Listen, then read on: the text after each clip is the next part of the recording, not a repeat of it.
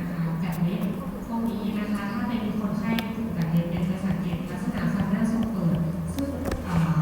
บางทีเนี่ยไม่มีสาเหตุที่ชัดเจนเนาะนะคะฟันหน้าทรงเปิดเนี่ยที่ไม่ได้เปิดเยอะหรือว่าหลายคนแบบยิ้มลูกฟันบางคนแล้วมันจะเปิดเป็นเอเรียด้วยถ้าบางคนกัดด้านข้างเนาะชอบนั่งกัดโดยเฉพาะชาวต่างชาตินะคะเขาก็จะส่งเปิดด้านข้างตรงกับฟันที่สองที่สามอะไรเงี้ยบางคนกัดด้านหน้าก็จะเป็นส่งเปิดด้านหน้านะคะแล้วเล็บเนาะเวลามองเล็บก็จะสังเกตว่าเล็บเขาจะดูสั้นๆแบบนี้เลยเพราะเขากัดตลอดนะคะชอบแทะดีกว่าชอบกัดเวลาเครียดอะไรแบบนี้ก็เป็นนิสัยที่จะทำไมใช่ไหมทำให้กล้ามเนื้อทำงานหนักมันไม่ทำเป็นนะคะหรือการชอบเคี้ยวข้าวข้างใดข้างหนึ่งใช่ไหมคะอันนี้ก็จะเป็นลักษณะที่พบบ่อยมากติดเคี้ยวด้านซ้ายติดเคี้ยวด้านขวาซึ่งมันจะสำคัญกับการที่เขามีโทนคอนแทคไม่สำคัญไม่สมดุลสองข้างเช่นด้านหนึ่งถอนฟันไปซี่ก็เลยไม่เคี้ยวด้านหลังเลยต้องมาเคี้ยวด้านตรงอันนี้ถ้าเราไม่คอเรนส่วนที่เป็น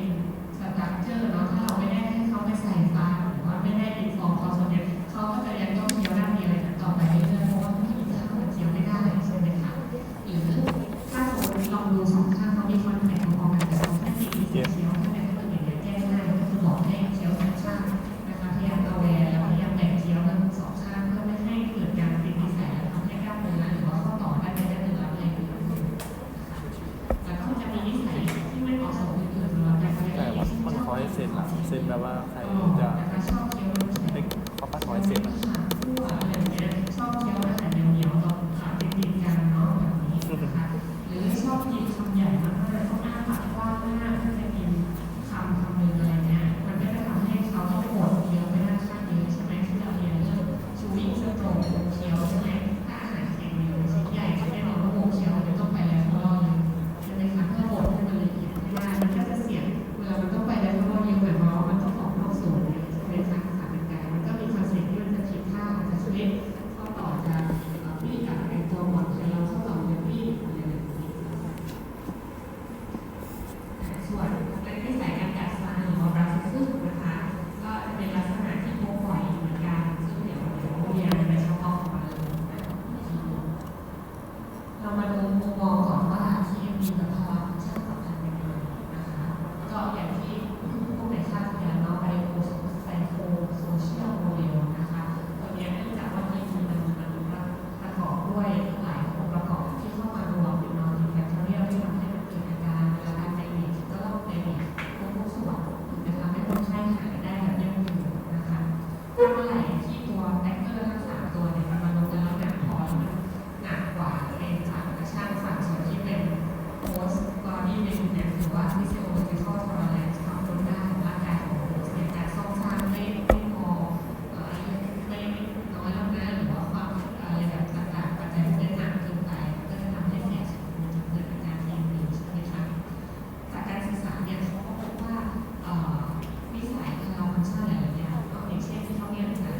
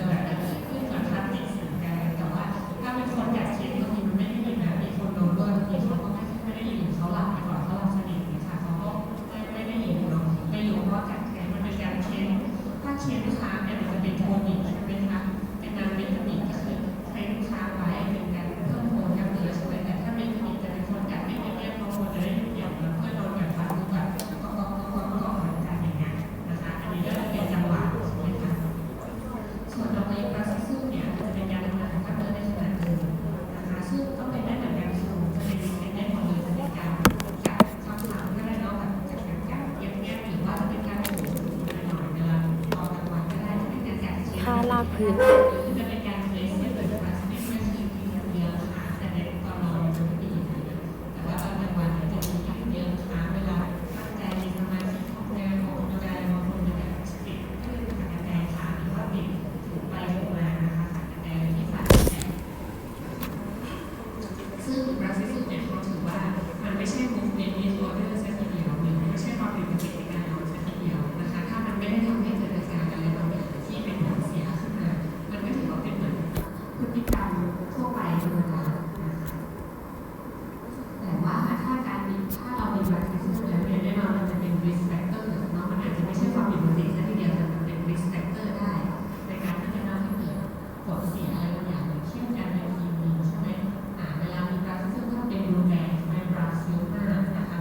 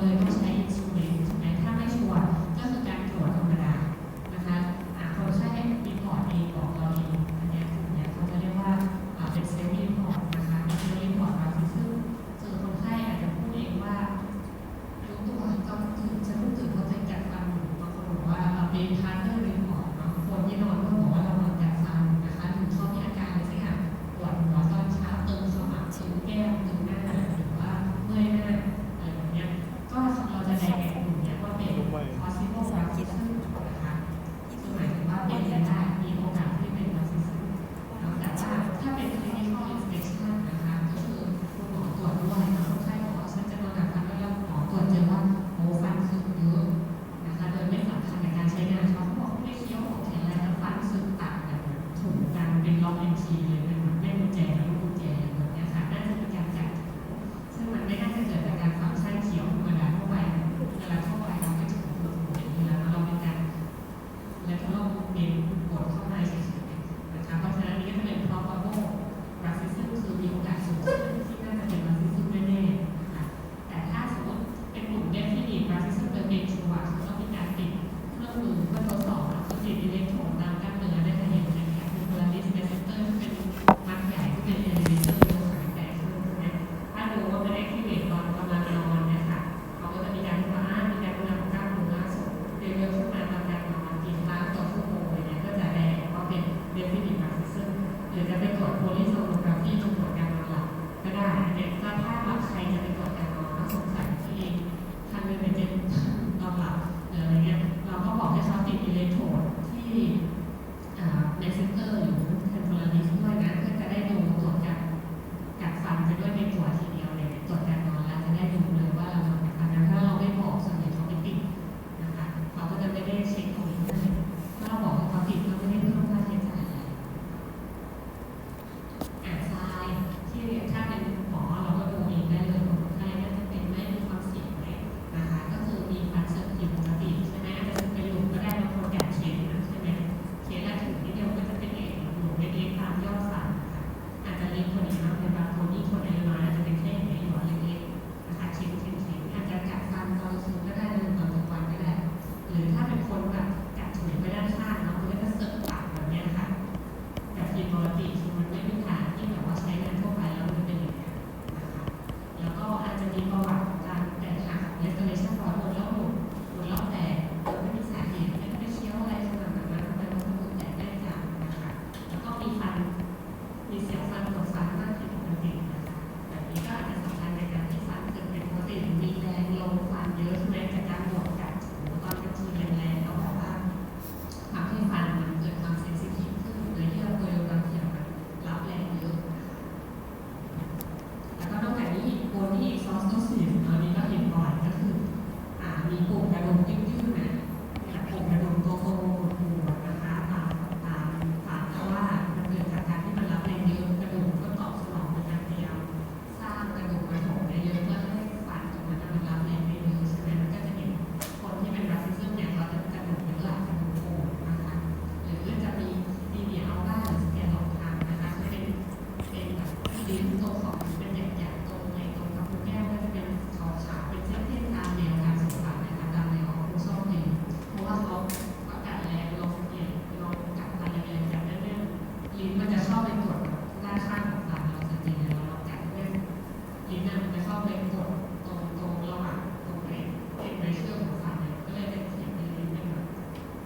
แบบสแกนหลอกอย่างเงี้ยนะคะแต่ก็ไม่ทุกคนนะไม่เสมอไปบางคนก็จะลิ้นใหญ่ก็เลยไปกดตรงด้านข้างแล้วเป็นคนที่นอนกัดฟันได้แล้วก็จะมีmuscle hypertrophy นะคะกลุ่มที่มันใช้กับตัว elevator ใช่ไหมเห็นชัดๆอย่างในเซนเตอร์เนี่ยอันนี้ไปฉีดโบท็อกซ์หน้าก็จะเรียวเลยนะคะหรือ temporalis ใช่ไหมคะบางคนก็คือตรงขมับกระดูกขมับโผล่เวลาที่ให้กัดฟันที่ผูกออกมาเห็นได้ชัดนะคะracism แล้วก็ TMD สำคัญกันยังไงใช่ไหมในการศึกษาเขาก็แน่นอนว่าพอเรามี racism มีการทำงานสังคมเยอะก็มีความเสี่ยงใช่ไหมคะที่พวกโครงสร้างระบบหัวเชื้ออย่างจอยของเราเนี่ยมาโซ่ของเราเนี่ยมันจะต้องทำงานหนักแล้วก็รับแรงเยอะนะคะโดยไม่จำเป็นไม่ได้เกิดจากฟังก์ชันที่ควรจะทำด้วยนะคะเพราะว่าสรีระซึ่งเนี่ยสำคัญกับการเกิด TMD symptoms ต่างๆเนาะไม่ว่าจะเป็นเพนหรือว่า dysfunction นะคะ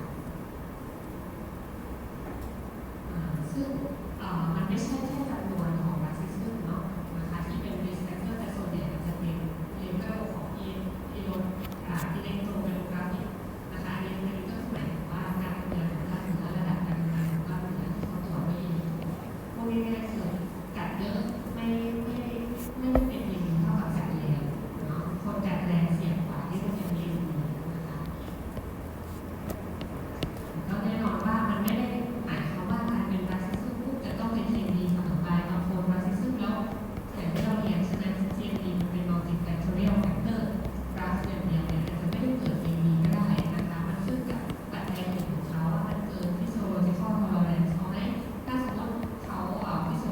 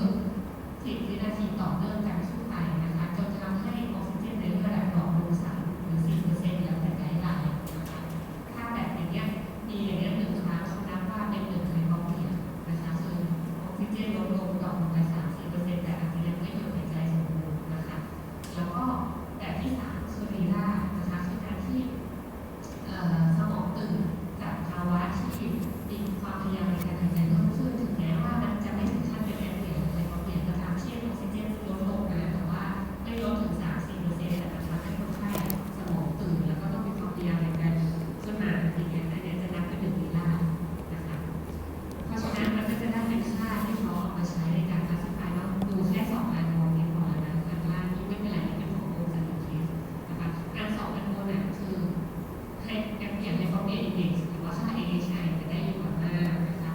คือจะเป็นค่าที่นับเอาแก๊ปเนี่ยทั้งหมดไฮโปเปียทั้งหมดที่นับได้ก็คือนับมาหารจำนวนเวลาชั่วโมงที่คุณใช้นอนก็จะได้เป็นจำนวนแก๊ปเนี่ยไฮโปเปียต่อชั่วโมงของคุณนั้นนะคะหรือถ้าเป็น respiratory disturbance index หรือว่า RDI อันนี้จะเป็นการเอาแก๊ปเนี่ยบวกไฮโปเปียบวกลีลาบวกทุกอย่างนะคะแล้วหาร total service time นะคะพอหารปุ๊บมันก็จะได้เป็นอย่างนี้ใช่ไหมก็คือจำแนกออกมาเป็นกลุ่มที่เราจำแนกก่อนว่าเป็นหรือไม่เป็นใช่ไหมถ้าคนไข้อยู่ในใจน้อยแล้ว5 ครั้งต่อชั่วโมงเนี่ยแสดงว่าไม่ถือว่าเป็นภาวะ OAC นะคะแต่ถ้าคนไข้มีความปกติในการหายใจ5 ถึง 14 ครั้งนะคะอันนี้กลุ่มเป็นกลุ่มมานิดหน่อยถ้า15 ถึง 30 ครั้งจะเป็น moderate นะคะเป็นกลางๆแล้วก็เกิน30 ครั้งก็จะเป็นกลุ่ม severe นะคะแต่ก็ฟังที่มีโรคเนี่ยเขาบอกหายใจสั้นเท่าไหร่นะที่เกินชั่วโมงเกินเนี่ยเกิน30อันนี้ก็คือเขาเป็น severe นะคะ ทีนี้นะคะมีได้ทุกอย่างนะตั้งแต่ต้นๆแบบง่ายๆเลยคือถ้าอ้วนก็เป็นลดน้ำหนักซะเพราะว่าถ้าเราอ้วนน้ำหนักเยอะไขมันในช่องคอเยอะทางเดินหายใจช่องบนก็จะติดจากการสะสมไขมันรอบช่องคอเนาะพอน้ำหนักลงปุ๊บบางคนก็หายละนะคะแต่มันก็มีการรักษาอื่นๆเนาะอย่างเช่นเซอร์เจอรี่เช่นถ้าสมมติว่าถ้ามีขนาดพวกจมูกคด